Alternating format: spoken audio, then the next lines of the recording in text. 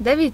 jūlijā Salaspils novadā pie Doles stacijas tika atklāta rekonstruētā Kalnrozes iela, kurai atjaunota gājēju, riteņbraucēju ietve un automašīnu braucamā daļa.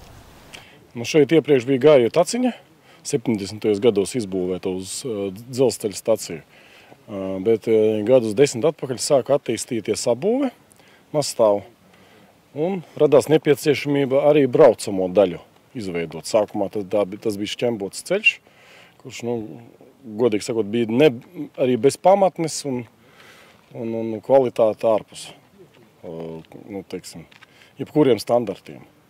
Un tad 2 gadu atpakaļ pieņemts tika lēmums uzbūvēt ceļu, uztaisījām projektu. Jāsaka paldies zemes īpašniekam, kas pieguļ pie mūsu pašvaldības ceļa Juris Pone, jo viņš mums atdāvināja, nesaņēma par to nekādu atlīdzību. Atdāvināja zemes gabalu, kurš ļāva šo ceļu nobeigt ar stāvlaukumu, ko mēs tagad redzam aizmugurē priekš automašīnām, kuras tiek atstātas braucot uz Rīgu.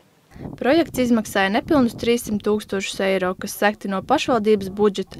Kā norāda projekta izpildītāja ceļu būves uzņēmuma Limbažu ceļu un Binders, projekta realizācija notikusi bez starpgadījumiem.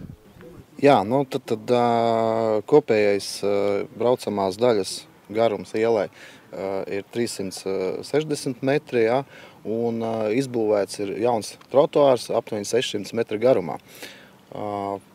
Pat iela ir 6 metri plata, un tad izbūvēts ir jaunas konstruktīvās kārtas, tas ir smilts drenējošais slānis jauns, ir izbūvēts šķēbu pamats jauns, jā, un ieklātas ir 2 kārtas asfaltbetonu. Kopējai centimetri tātad sastāda 9. Šie darbi tad ir paveikti nepilnos 2 mēnešos, jā, un jāpiebilst arī, kad ir izbūvēts jauns apgaismojums visā ielas garumā, un pie dzelzceļa stacijas Dole ir izbūvēts stāvlaukums, kas paredzēts 14 automašīnām.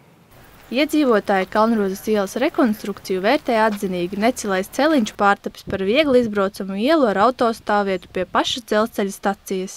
Īstenībā patīk, ļoti forši te uztaisīja, tur par cik bija tāda taka, kuru nevarēja neiziet, neizbraukt ar mašīnu, un tad mašīnas arī tā kā brauca gandrīz virsū.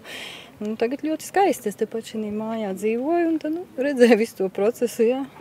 Turpmāk pa Kalnrozes ielu bez problēmām varēs pārvietoties gan gājēji un riteņbraucēji, gan automašīnas. Arī paši pašvaldības darbinieki ceļu no domas līdz svinīgajam pasākumam mēroja ar riteņiem. Sintija Lukša, Artis Supe, Ogres televīzija.